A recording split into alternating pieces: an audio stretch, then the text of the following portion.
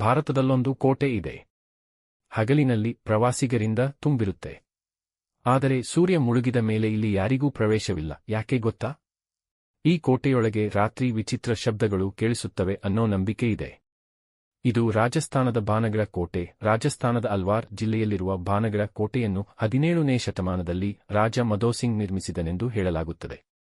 ಒಂದು ಕಾಲದಲ್ಲಿ ಇಲ್ಲಿ ಅರಮನೆಗಳು, ದೇವಾಲಯಗಳು, ಮಾರುಕಟ್ಟೆಗಳು ಮತ್ತು ಮನೆಗಳಿಂದ ತುಂಬಿದ ಒಂದು ದೊಡ್ಡ ಪಟ್ಟಣವೇ ಇತ್ತು. ಆದರೆ ಕಾಲ ಕಳೆದಂತೆ ಈ ನಗರ ಸಂಪೂರ್ಣವಾಗಿ ನಿರ್ಜನವಾಗಿ ಬಿಟ್ಟಿತು. ಭಾನಗಢ ಖಾಲಿಯಾಗಲು ನಿಖರವಾದ ಕಾರಣದ ಬಗ್ಗೆ ಇತಿಹಾಸದಲ್ಲಿ ಹಲವು ಅಭಿಪ್ರಾಯಗಳಿವೆ. ಆದರೆ ಜನಪ್ರಿಯವಾಗಿ 2 ಭಯಾನಕ ಕಥೆಗಳು ಪ್ರಸಿದ್ಧವಾಗಿವೆ. ಮೊದಲ ಕಥೆಯ ಪ್ರಕಾರ ಸಿಂಗಿಯಾ ಎಂಬ ತಾಂತ್ರಿಕನಿಗೆ ರಾಜ್ಕುಮಾರಿ ರತ್ನಾವತಿಯ ಮೇಲೆ ಪ್ರೀತಿಯಿತ್ತು.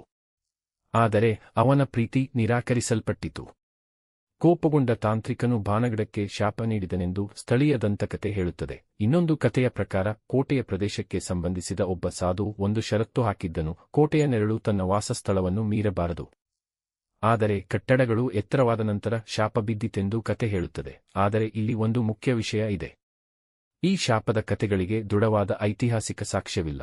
ಭಾನಗಢ ಖಾಲಿಯಾಗಲು ಯುದ್ಧ, ಬರ, ನೀರಿನ ಸಮಸ್ಯೆ ಅಥವಾ ಜನರ ಸ್ಥಳಾಂತರದಂತಹ ಕಾರಣಗಳು ಇರಬಹುದು ಎಂದು ಇತಿಹಾಸಕಾರರು ಪರಿಗಣಿಸುತ್ತಾರೆ. ಹಾಗಾದರೆ ಭಾನಗಢ ನಿಜವಾಗಿಯೂ ಶಾಪಗ್ರಸ್ತ ಕೋಟೆಯೇ? ಅಥವಾ ನೂರಾರು ವರ್ಷಗಳಿಂದ ಹರಡಿಕೊಂಡಿರುವ ಒಂದು ಭಯಾನಕ ದಂತಕಥೆಯೇ?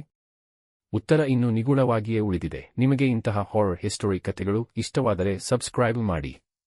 ಮುಂದಿನ ಕಥೆಯಲ್ಲಿ ಮತ್ತೊಂದು ರಹಸ್ಯಮಯ ಸ್ಥಳವನ್ನು ನೋಡೋಣ.